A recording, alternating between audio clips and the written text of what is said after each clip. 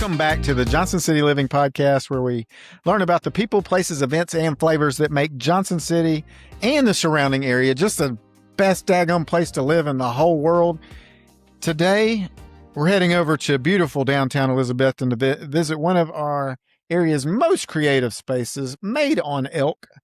So whether you've always wanted to try pottery, you're looking for a unique date night, or simply searching for a creative outlet, Made on Elk has become a destination where art, community, and creativity come together.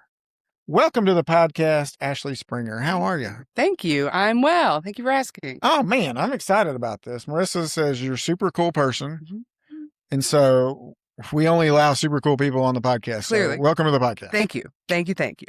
First things first, what do you love most about Elizabethton? What do I love most about Elizabethton?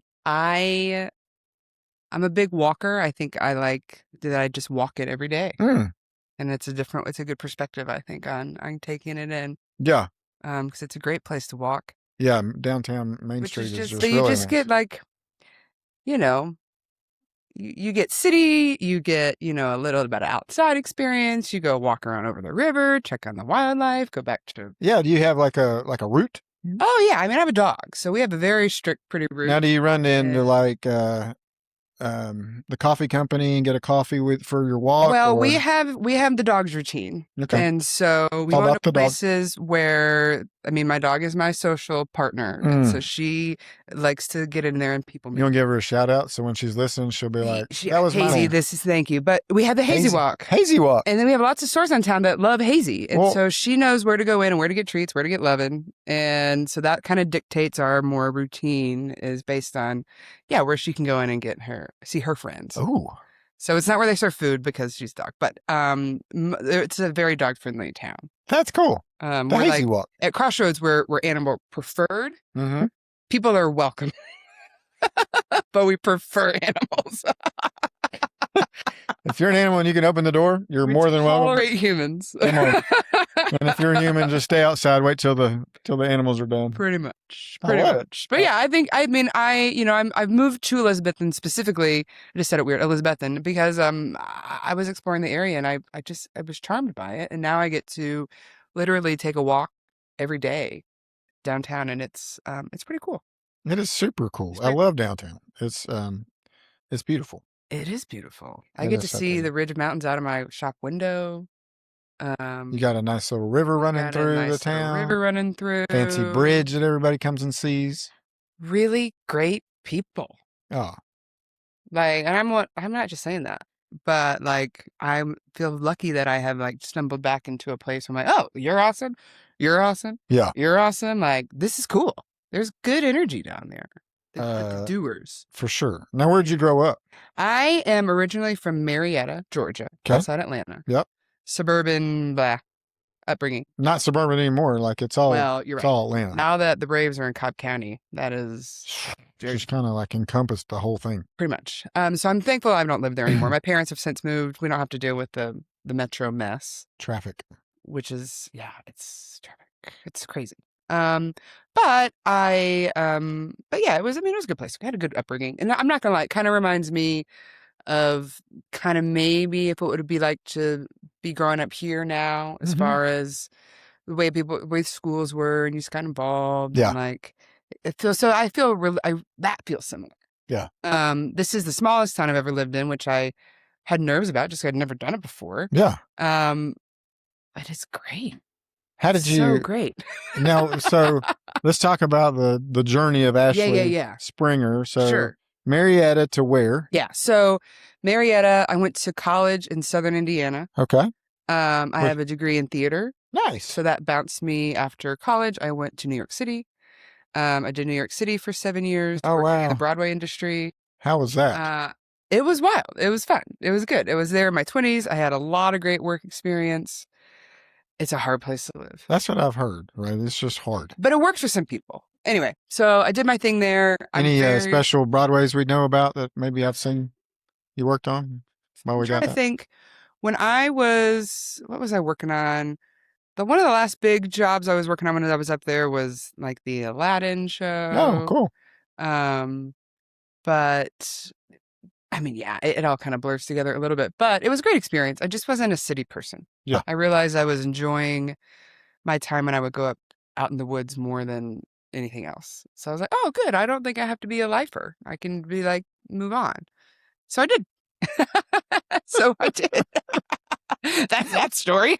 So from New York, what's the Yes. next stop on the From journey? New York, I went to Nashville. Okay. So my family was all sort of in Tennessee at the time. I was trying to like get closer to them, but we were all spread out. And my mom's family's from Tennessee, and Nashville was growing so much. I was like, oh, okay, I'll just go there and try and get in and figure something out. Mm-hmm.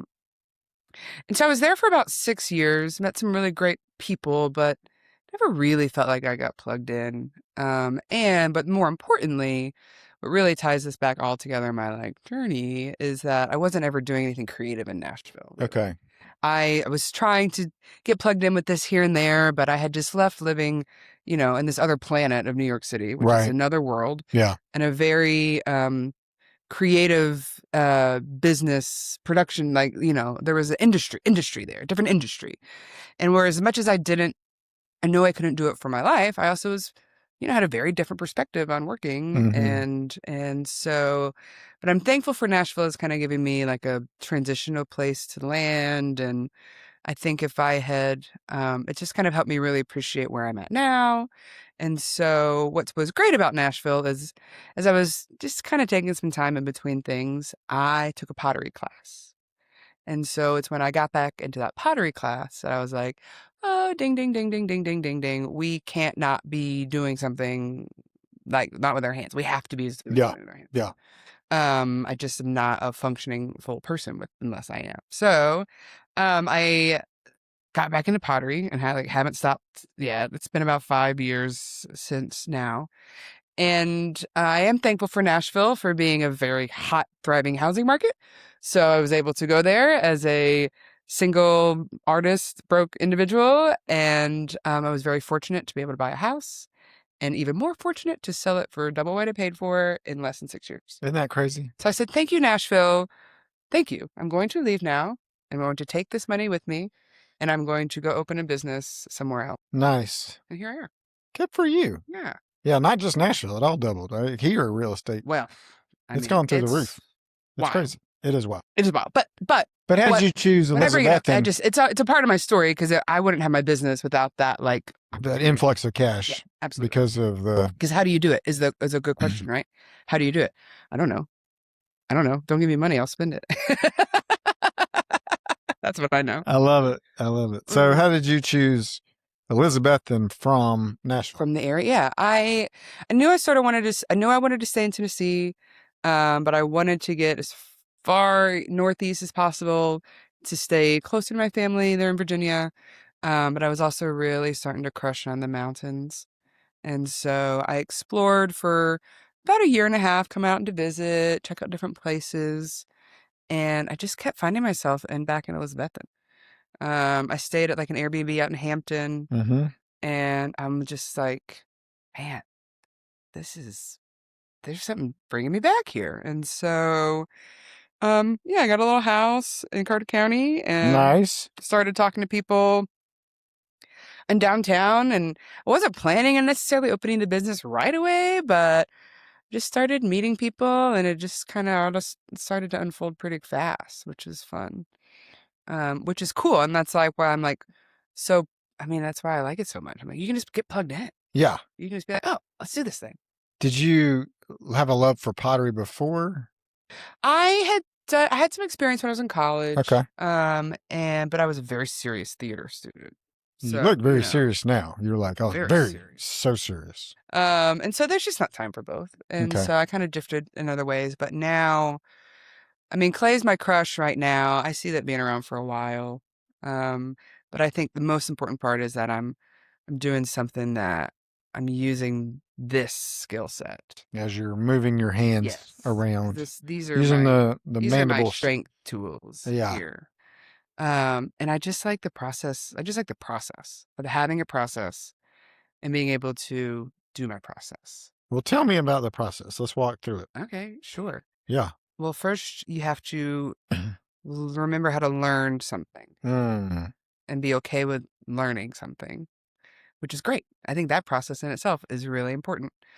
And so, yeah, so taking some time to be like, I'm going to mess this up a lot. I might get mad at myself, but I can't because we just haven't done it enough. Like your hands have to do it a lot. I'm a big believer in 10,000 hours to learn how to do something. Mastery. Yeah.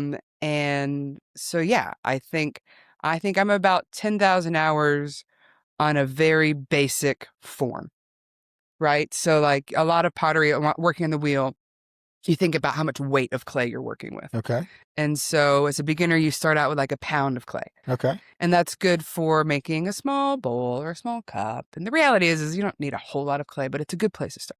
Okay. So I think for me right now, I can be like, all right, with a pound of clay, got my 10,000 hours in. Like, what do you want? I can sit down and do it. You can make whatever you want. But that's just 1 pound of clay. You know, you want something bigger, you make 2 pounds, 3 pounds. Last night I was working with 10 pounds. Whoa. So it's like each. What are you making out of 10 pounds of clay? That's a lot. Like a salad bowl. Okay. Or starting to prototype. I need a couple more pounds, but I want to start to prototype like small sink basins. Ooh. And really just I'm getting to the point now where, I mean, I'm so new at this. My skill set isn't letting me, get beyond that pound of clay, Right. which is great. And then, of course, that's just the learning the mechanical logistics of using this one tool. You're also learning how to work with the medium, and that is just from trying to make things over and over again, figuring out what works, what doesn't work. And then more importantly, what I like to not rush people on is then you have to learn what you want to make. Not like how to make it, right. Like what you want to make. Right. And then how do you get to where you want it to look? Yeah. There's lots of different ways to get to the treatment of finish. So you have to basically make a lot of ugly pottery, which is required. And so you make a lot of ugly pottery, and then you start to make some less ugly pottery. And then you're like, hey, this looks pretty decent. I don't mind that. I would give that to a friend. So what you're saying is I can't just sit down and make a super cool mug the first time that like I could pick up at one of these I'm makers glad you market asked, things. because the answer is yes and no. Yeah, she smiles no. Yeah, like, no, I don't think so. No, but yes, being like, I am foolish enough to sell an experience where you can come to the studio. Right. And I will sit you down and we will make a coffee mug in 2 hours. There you go. Now, it's kind of a, tall order that I'm saying it will succeed and be great, but like, well, it's fine. We've got it's fine. We'll just trade out with these really super cool ones you made, and I'll just swap out for free. Well, but I do what I do really like, and what I do think is different about my studio is I am trying to make it very approachable. It's like no experience. I really like people to come in and try something new, remember what it's like to learn how to do something. And if you're really interested, then you can come in and learn. But I mean, I think the most popular thing I do is offer date nights on the wheel. And so you just come in, try something different. It's a good way to spend a couple hours. It's like ghost kind of thing where you sit around. Very much. Caressing the clay in my studio, together. We don't harsh on that. We like to talk about ghost. Some potters will say, don't talk about that. Right. It's overdone. Close. Why'd you even bring that up, Colin? I say ghost is one of... What was I thinking? I'll get in trouble with this later in my life, and I don't care, but Ghost is fantastic. I love that movie. So good. And let's not forget, it's how Whoopi got her Oscar. So such a good movie. Got to shout out to Whoopi Goldberg anytime I can. Even on your podcast. But you didn't know that was coming up. Whoopi. Got to be all about Jerry. I think she should come be on the podcast now. Well, we could get her. We could maybe get her. We'll see. We could get her. Okay, so who in your life, who inspired you to be creative? Like, did you have some family members that were like super artsy or? Yeah, that's a really, really great question, because I don't think my immediate parents would claim it. Okay. My dad's musical. My mom her creativity is organization. Oh, okay. My wife likes to organize. Yeah. But I think it's kind of like elusively in my dad's side of the family, perhaps. Okay. His siblings were really creative. My aunt was a musician and school teacher and art teacher, and my uncle he was always making something out of something random, repurposing things. Mm-hmm.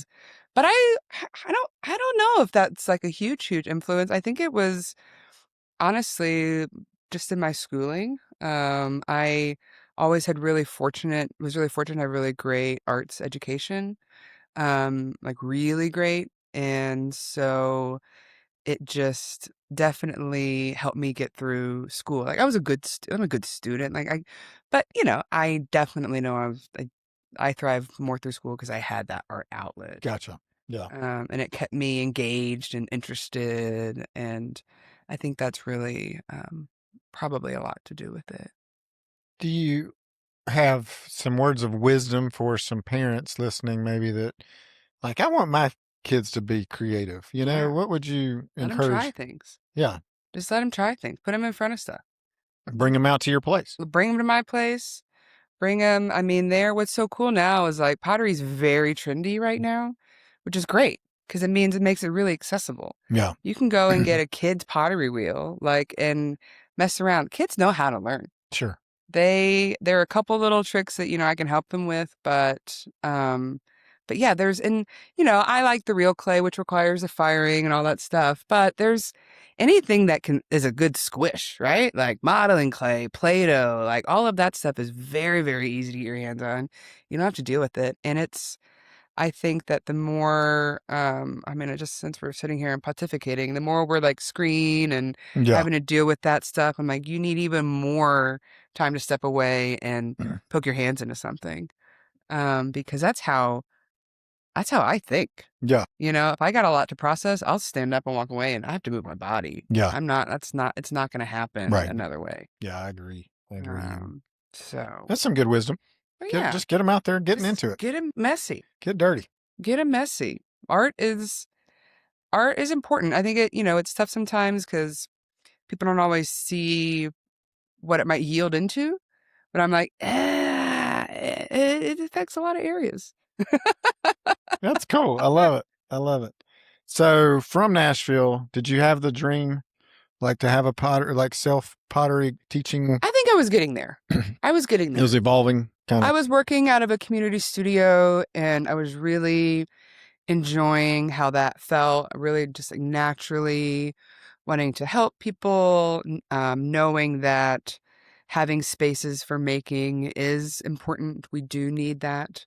And so, clay is, we're all weird and feral and artsy and half hobbit, and I support all of that. But what's cool about pottery is that we do need to fire our work. And so a lot of the time getting access to the kiln can be prohibitive of doing the medium. Gotcha. And so for me, I was thinking about, okay, well, I don't really want my kiln at my house. Like, I don't worry about that.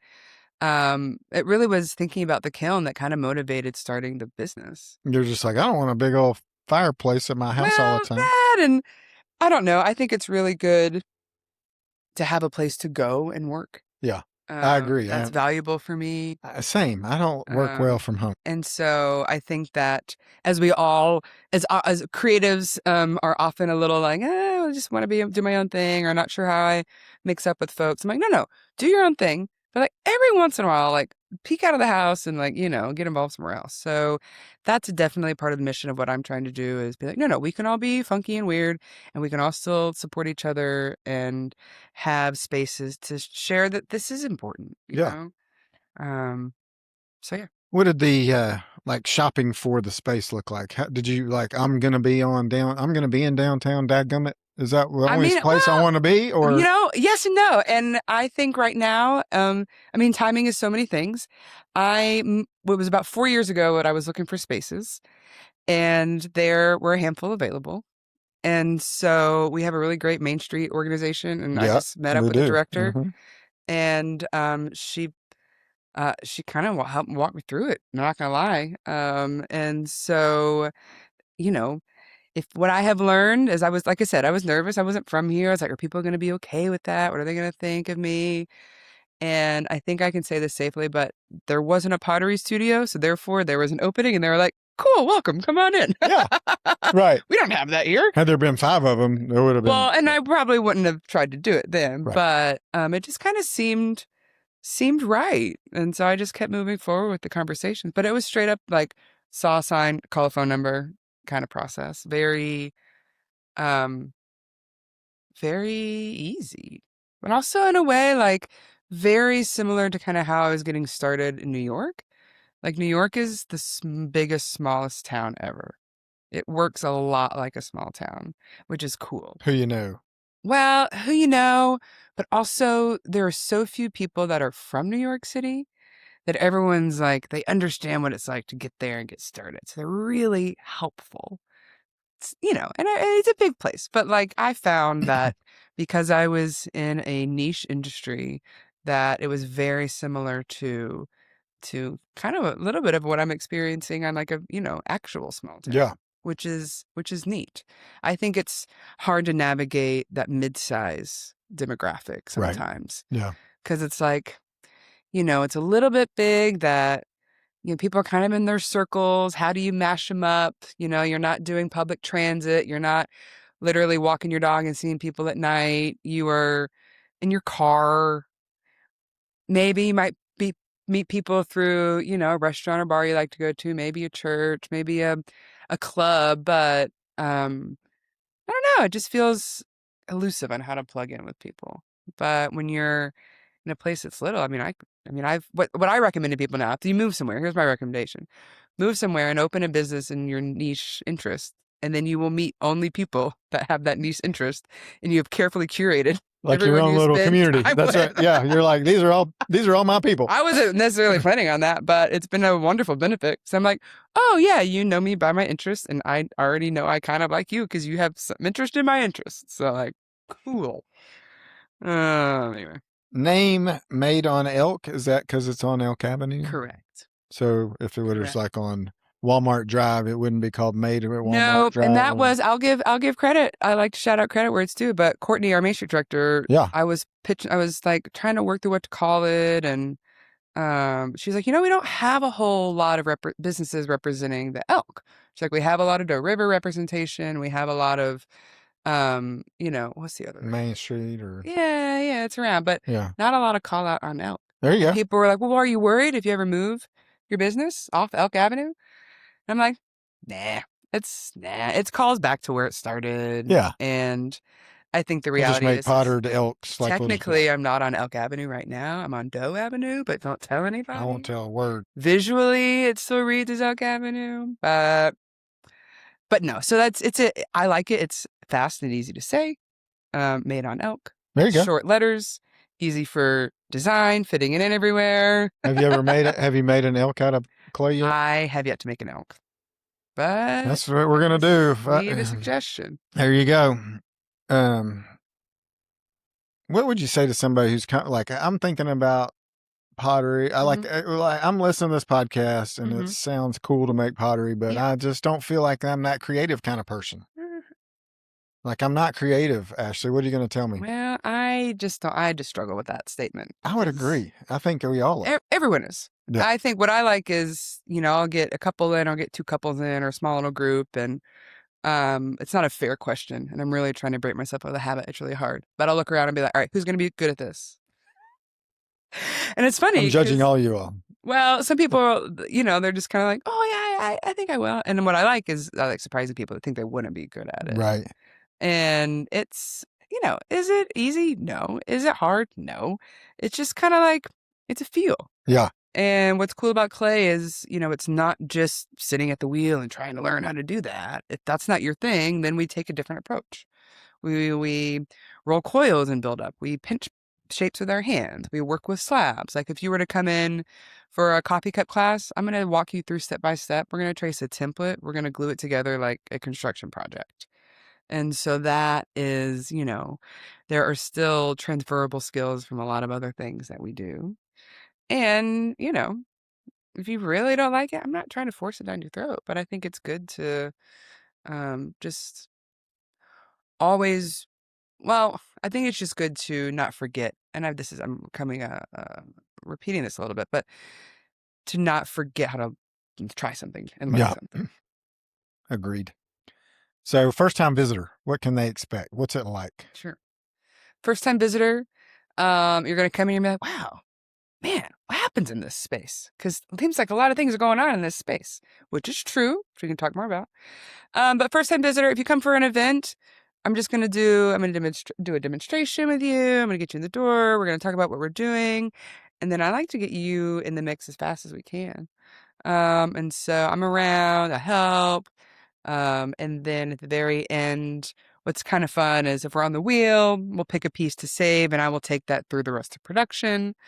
But then the pots that we don't save, we take them and we smash them, which is very therapeutic. And again, I like that process. Do you fire them first and then smash them? No, we just take the mushy clay and just smack it on the table because it's fun. Because you can reuse it. It's a fun release and we can we can reuse it. Yeah. So that's what's cool is we can recycle material entirely, which just takes some time, but it's a finite material.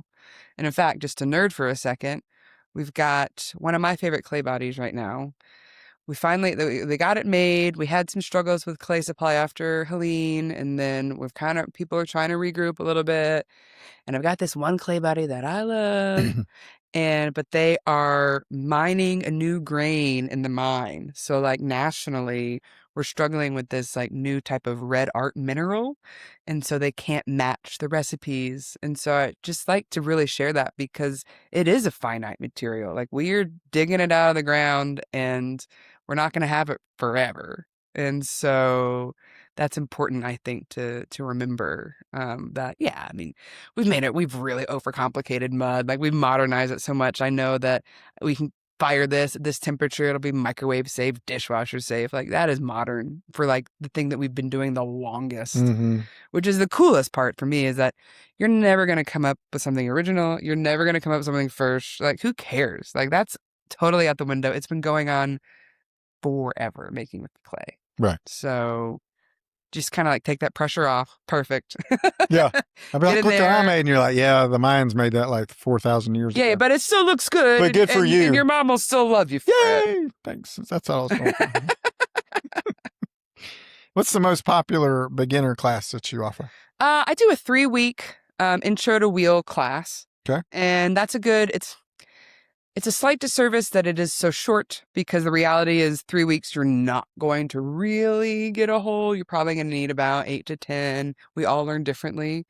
But in our quippy modern age, I feel like 3 weeks is about what people can actually commit to. Sure. And so I call it a crash course. The reason it's 3 classes is because I like crash us through the big major parts of the process. So that's working in the wet form, creating the shape. Then that is letting it dry and trimming and getting its final shape.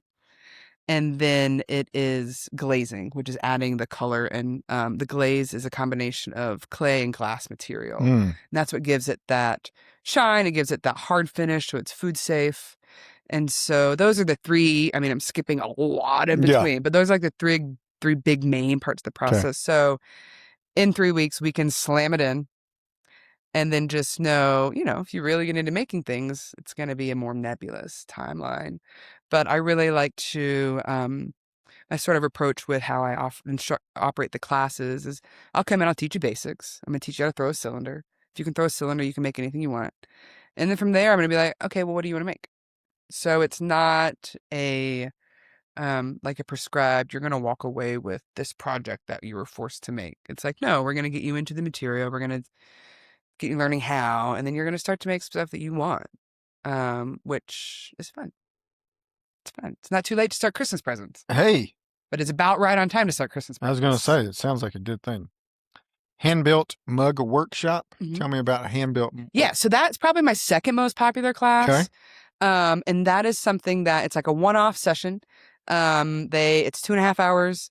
I schedule them periodically throughout the month, but they're also available to be booked as private sessions anytime. And so if you have a group of 4 to 6 is a good size or bigger.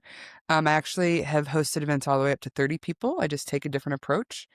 And so, but specifically with the hand-built class, that is working with a slab of clay. So I do some preparation. You're going to come in, you're basically going to get a piece of paper that is clay, and we are going to work through a template of assembling that together. You have to apply some texture. We build the form, we attach the bottom, we attach the handle, and that you get to, it's nice because I always do it with people that are beginners. And so, it's funny, I'm laughing. it was the last class. I had one of those a couple weeks ago, and everyone did great. All the mugs turned out. We had a little moment where some of the clay started cracking, which can happen in hand building. And so we just went around the table and had a little surgery time. It was good. And I was like, don't lose me, guys. Don't lose me. They were great. They were so fun. But there are a lot of variables in material. And so that's why I say I like it to be approachable. But sometimes I'm like, man, you were really promising a lot here. Being like, come in and make a coffee cup. You But can guess do it. what? You can do it. You can do it. You can do it. You can. Clay boot camp. Who's that designed for? I think that's just more in line with that crash course Okay. conversation. And so I think, maybe as the studio grows and we get some more seasoned makers in the mix, we might talk about having some more concentrated. All right, we're going to have like an intermediate session for a couple of weeks. And Okay. let's really challenge ourselves. Because it's funny. Not funny, it's cool. I've got some people that have started. I've got one lady, she started less than a year ago, and she's really now, I mean, she's working on like a full dish set for herself. Nice. She's taken to it very well. That's cool. Which is cool. And it's all about how much time you put into it. You just got to be dumb enough to keep making mistakes. Just resilient. Resilient. You just need to be resilient. Yeah. What's something most people don't realize about making pottery? Some people might not realize, well, just genuinely how long it can take. And I think, some people don't maybe realize how, like, the nuance of attaching a handle to a mug. I think a lot of times that's why there can be some sticker shock on a handmade mug. You're like, wow, I hear a lot. $30? Aren't you proud of yourself? Yeah. Like, well, I mean, I am, but not. It's adding a handle. It's got to be perfect. It's got to be the right size, the right balance, the right shape, the right feel, the attachment. It's not to be rushed. And so that is time consuming. Like, for example, I'll be really transparent here, and I'll go back in a couple of years. I was just going to say, I mean, how many hours do you have in a really good mug? Exactly. So I've got, when I have, I can go to reference, I have a wholesale relationship with the Roan Mountain State Park gift shop, which is wonderful. Nice. And so when they come and they, ask for 2 dozen, 3 dozen, 4 dozen mugs, I can tell you that I can take, for getting the wall built and the form built, I can do about 6 of those in the time it takes me to attach one handle. Oh. Yeah. So, something, and I'll get faster, but like it really is more to a point you can't rush certain things. It's going to take what it takes. Yeah. And I love that. It really helps exercise my patience, and I take a lot of pride in my patience. Yeah. I don't have it for everything, but I have a lot of patience for clay, and I have a lot of patience for other people with clay. As long as you're not trying to like rush it. But it's hard because there's nothing immediate about it. Like, I'm trying to think as a business person, I'm like, how can I be a little more immediate? And I'm like, well, something I literally cannot make that any faster.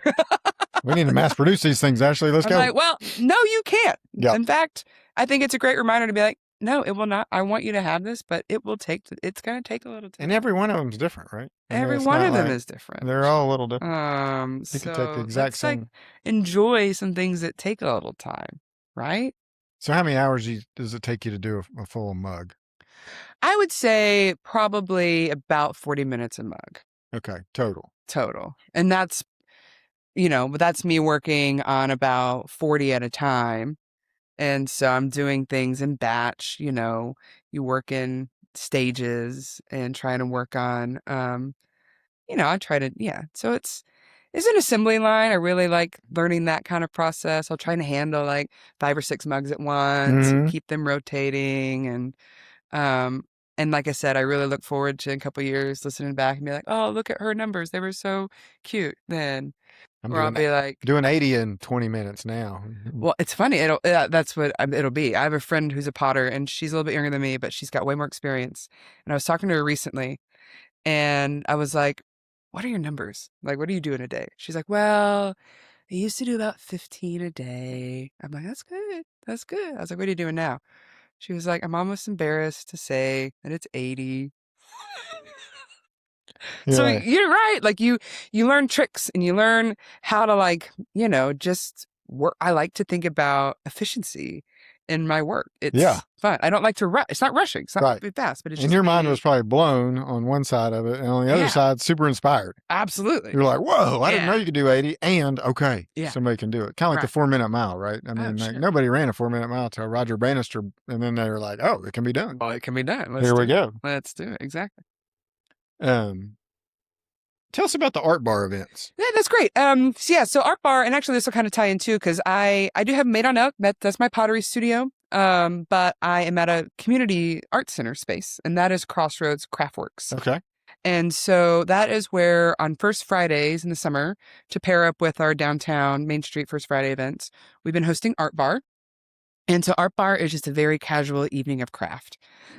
You can come in. We have $5, $10, $15, $20 items. I do 20-minute, $20 pottery classes. We have DIY screen printing. You can come in and get one of our business logos on your own shirt. We have a couple different other patterns, just to kind of expose that sort of crafty version of of a different way of making, but also gets our word out a little bit better in a resourceful way. We love sustainable art. And then I have a friend, Christina, who's teaching classes at the studio. She comes and she's been bringing a community project. So we have this little mural where it was different like color circles, and then she would encourage people to draw their faces. So now we have like a little collection of people's cartoon faces to hang around the studio. But more importantly, we also have live music, which is really great. And as a part of First Friday, we have food trucks. And so it's a really nice night. It's a bar alternative. So it really is. It's not that it's alcohol free. You can bring BYOB. Bring your own beer. But it also is not a bar environment. We're Okay. very much about it being like a family environment. And like, good music. Just if you don't want to make anything, you can just color on the tables. We have like reusable tablecloths. We doodle all over. The latest activity all summer, I'm not gonna lie to you, has been hanging out with this little kitten that's shown up at the studio. People are coming around to play with the cat. Mud the cat. He is our little marketing manager now. Mud. That's super cute. He is there. And so First Friday, it's been a great way to get plugged in and have it just, be a part of the community event of downtown. Is that only on first Fridays of the month? And in Elizabethton, it is just in the summer on first Fridays. Okay. Yeah. Do you see yourself extending that through? Or? We might, yeah. I think we might. I think that we've tried a little in the past. We're really excited about implementing other events at the space. To be honest, we're just really aware that in a little small town, Friday nights during football is why would you try and do compete anything else? Gotcha. Well, it's not a competition because I really don't necessarily believe it's the same group of people. Right. But I do think that we have really big vision for that space. And so I am pretty okay with the fact that it's just going to take us, it's good long growth. And so we're like, yeah, that'll happen in a couple of years. We'll get there. I think, kind of growing our community right now. And we don't want to be overextending anybody too much. Do you want to share, like, in the future, like 4 or 5 years from now? Like, Sure. What is this place going to be? Yeah, we are going to be, we are a developing arts block in downtown now. We've got some arts businesses next to each other. We've got our space that's growing. We're working on developing a membership model to help grow a creative collective and representation for artists in the area. And that's all kind of lumped together with the work that's happening at Crossroads, and then also working with another organization, Eliz Arts, which is an organization that's been in Elizabethton for over 5, I want to say 8, maybe 10 years.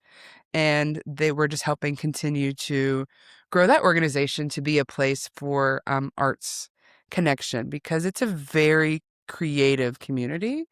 I think we just don't need to be quiet about it. Yeah. Yeah. I think there's a lot of creativity in our area. Absolutely. And all kinds of different mediums, right? Oh, totally. So you've got pottery going on there. Mm-hmm. What are some of the other things happening? Yeah, so I handle the pottery stuff. The regular things that go on is every Monday night, Crossroads Craftworks has a comedy mic night. Oh. Which is really great if you're interested in trying things out, being in a community of people that like to nerdy discuss comedy. Well, Mitch wants to do some stand-up, I think. So. Well, perfect. We'll have to get him on up the roster there next week. I highly support stand-up comedy. It is the hardest thing you can do. I am so scared. Yeah. Like I can barely Some people remember. have the knack and like They you got do. it. It is hard, but when it's good, ooh, it's good. It is so good. It's You so just good when start it's good. laughing Yeah. and you can't stop. So it's good. And the thing with comedy is like you've got to just I kind of like it because it falls in line with how I believe about pottery. Is like you just have to mess up a lot. Yeah. That's the only way to get better. Anyway, so that's on Monday nights. I have a standing wheel class on Wednesday nights. And so that's where you can come in and learn pottery wheel. I have a standing circle of ladies on Thursday afternoons that we make pottery.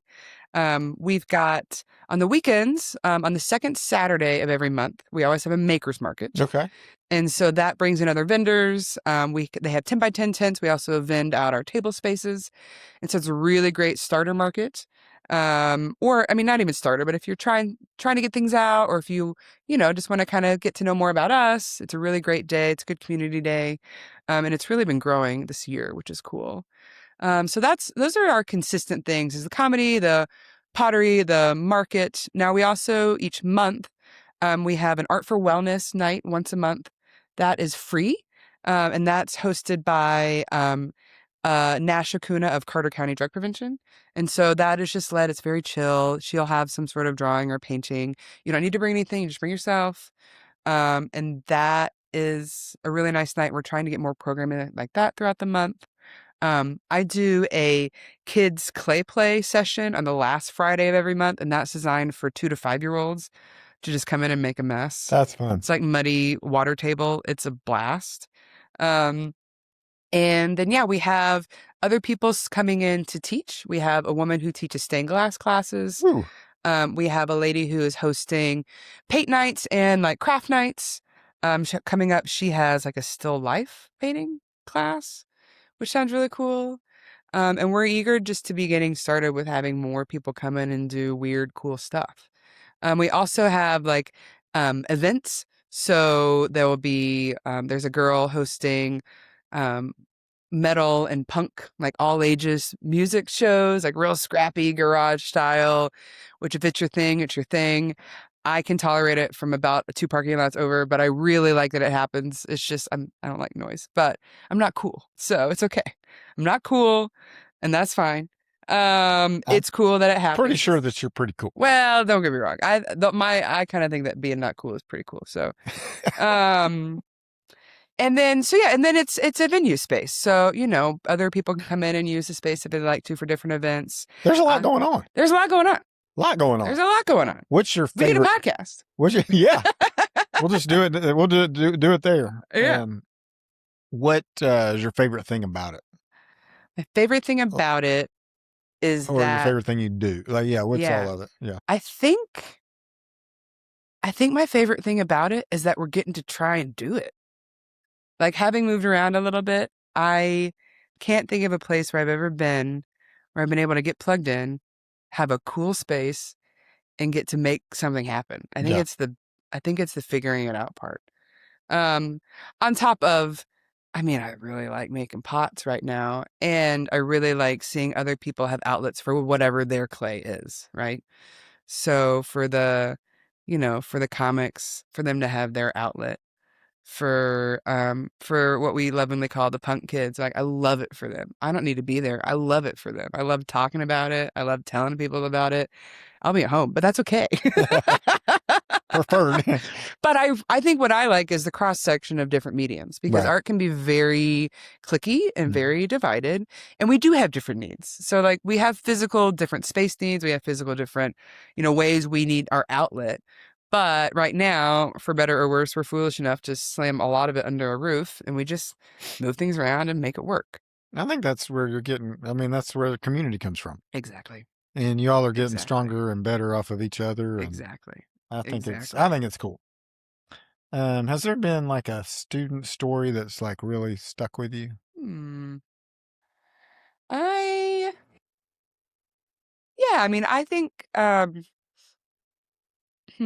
that's a good. Let me think on that one for just a second. We've got. I work with. I don't want to be too literal with student, because I do work with some actual students. Sure. I think that It's hard to pick one. Okay. I've had some really awesome opportunities to have some unique relationships with a couple different people of all Okay. ages. Yeah. I think that's what I like is right now Right. I have a pretty active group of people, and the youngest I work with is 5, Mm. and then I work with people in their 80s. And I prefer working with people. I like the opportunity to just exchange knowledge, like thought about clay. I like, I don't know. I can't. I don't know. I have a clean answer on that Okay. one. That's all good.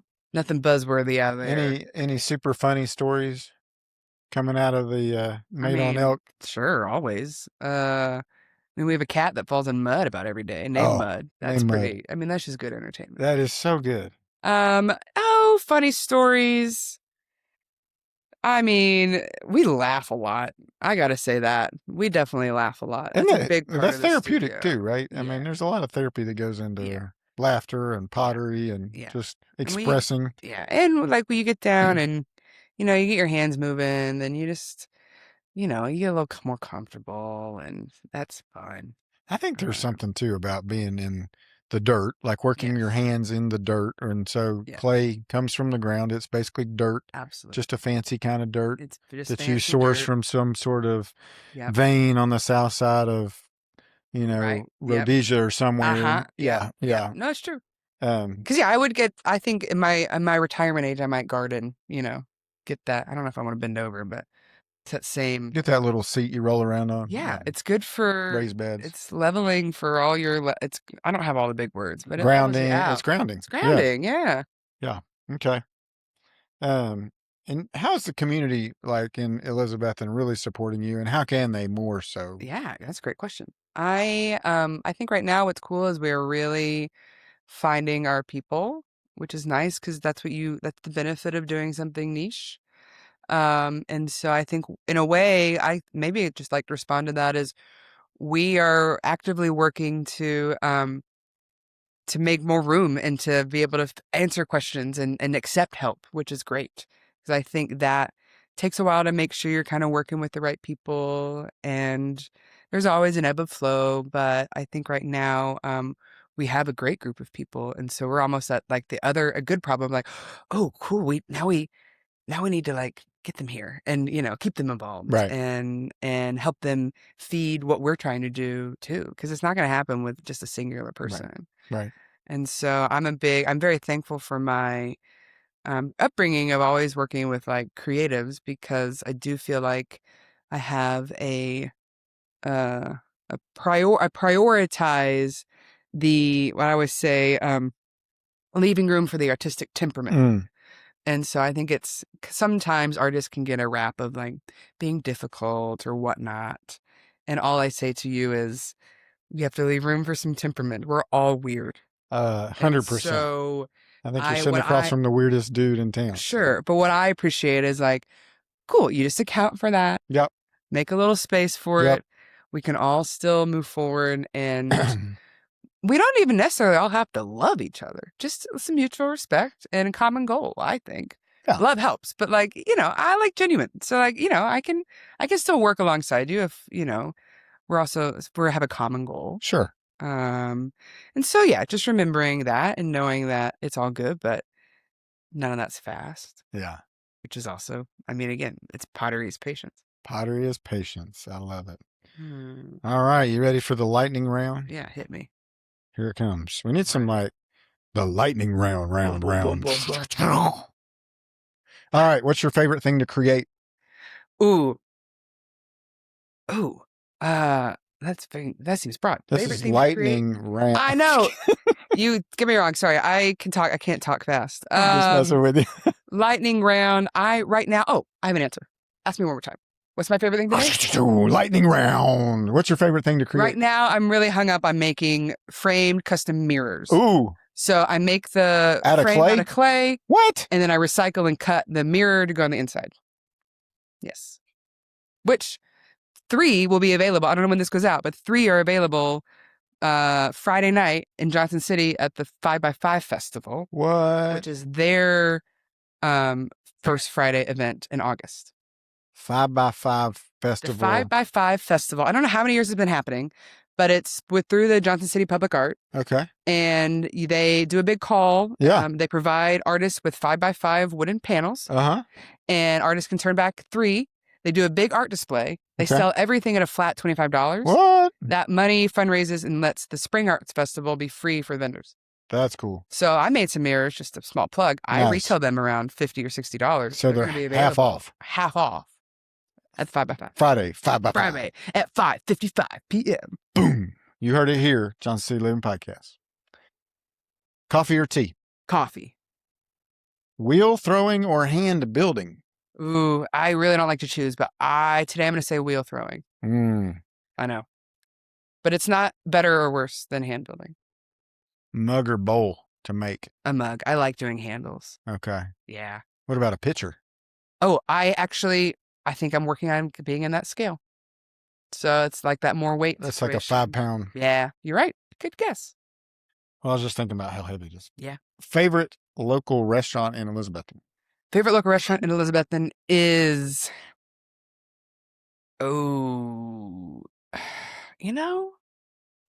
this feels like a dangerous question to answer, but I'm gonna say Poor Trav's Deli.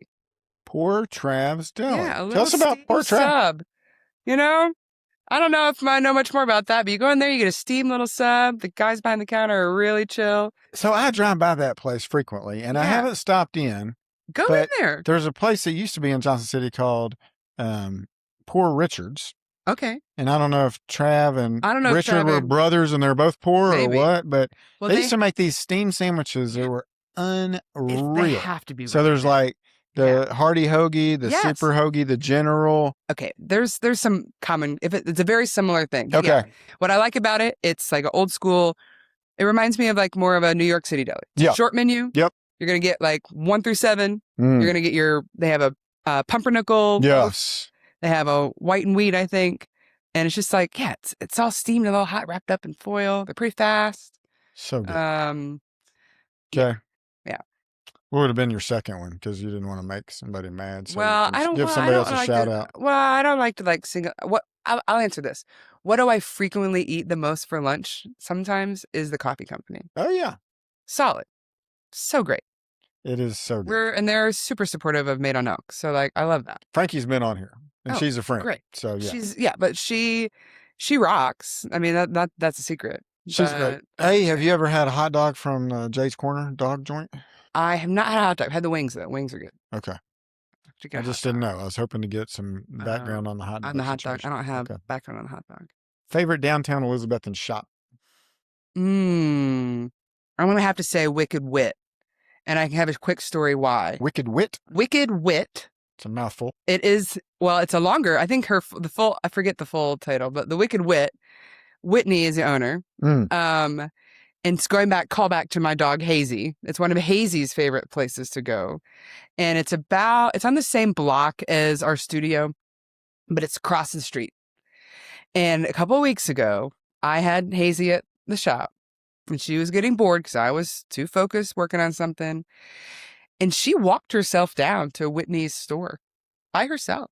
Did she jaywalk or go down the crossing? Well, we still don't know. We don't know. We asked her. She didn't tell us. We're like, did you look for cars before you crossed the street?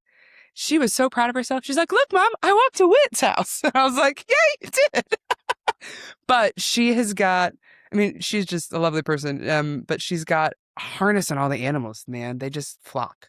She's like a whisperer. She's going to get mad love, good treats. Her store's super cute. What's in her store? But it's crystals and other metaphysical things. It looks beautiful in there. Probably feels really good. It's lots of plants. She has a pet turtle that lives in the store, which I've always learned about, the pet turtle. It's cool. She's a big animal lover. Has Mud met the turtle? Mud has been to the shop. I don't know if Mud met the turtle. Okay. But I carried Mud when he could fit in this pocket. Little pocket. And I carried him down there to meet Whitney because I knew she'd want to meet him. And she checks on him. That's super sweet. She's great. Favorite East Tennessee season? Ooh, I like that question. I think I'll say fall, but man, I just like that there's all 4. And I really am the more I experience it, the more I really like winter, which is cool. Because like winter in New York wasn't any fun. Ooh. No, that's definitely a reason why I left. Yeah. What I like is like, yeah, you can, yeah, wear a coat, but like you can go out. Oh, like a winter hike is beautiful. You Yeah. can see forever, Crisp, see all the shapes clean. of the Yeah. trees. I like that.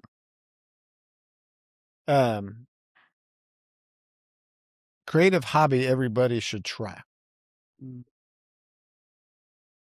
Hmm. Something everyone should try. This is pretty much a softball. Like, Yeah, I maybe mean, come down to the Mated Elk. oh, you think I should say pottery to promote my business? I I mean, think that's it's like established. a humble brag. I think that's established. No, Okay. that's a good answer. That's a good answer. I was gonna say, I think they should recycle something and make it into something else. Oh, okay. Because that's something you could take a lot of different approaches to Yeah. that, right? Yeah, that's a good question. A good answer. I like that. Where's your favorite place to relax? Ooh, Watauga Lake. Tell us more about that. I You have a spot you like to go lay on the side? Or I'm you got a still paddle learning my board, or spot. I have like a paddle board. Okay. I have a paddle board. And Is so that relaxing? Is that more work? it's relaxing. Okay.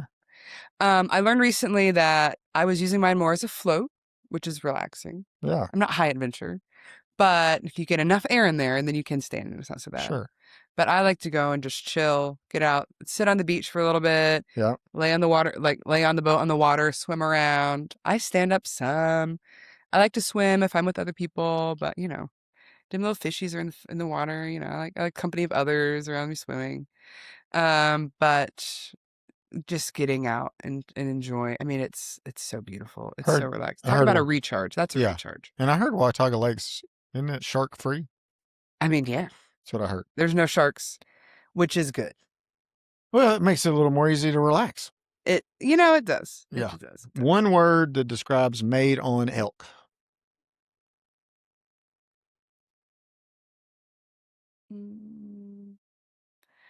Oh man. Thinker. One word that describes made on elk would be I'm trying to find the word that like falls into you feel like you're doing what you should be doing. Like the groove. Yeah. Like the flow. The moment. Okay, moment. Like yeah. I'm in a good moment. I kind of think that business kind of embodies that. Flow. A what? Harmonious. Harmonious. So maybe flow, harmonious. I like flow. I like that. Okay. Yeah. We'll say flow. We'll go with flow. Final answer. Final answer. What's one piece of encouragement you'd give someone who's been afraid to try something creative? I mean, it's just mud. It's just mud. You can squish it back up and start over. Yeah. No, it's good. I have some people right now at the studio that are kind of like, they're in a really good growth stage. And so they're getting some good skills in, but they're really now trying to articulate that, like what I want it to look like, what I want it to be. And so that's really elevating your expectations, which is the hard thing to bring into your craft. And so just trying to keep encouragement of like, yeah, you might have made that piece that might not have turned out like you wanted it.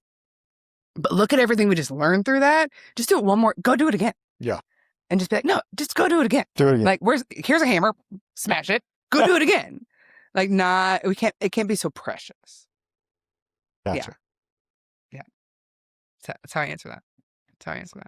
One thing our listeners could take away from today, what would you want that to be?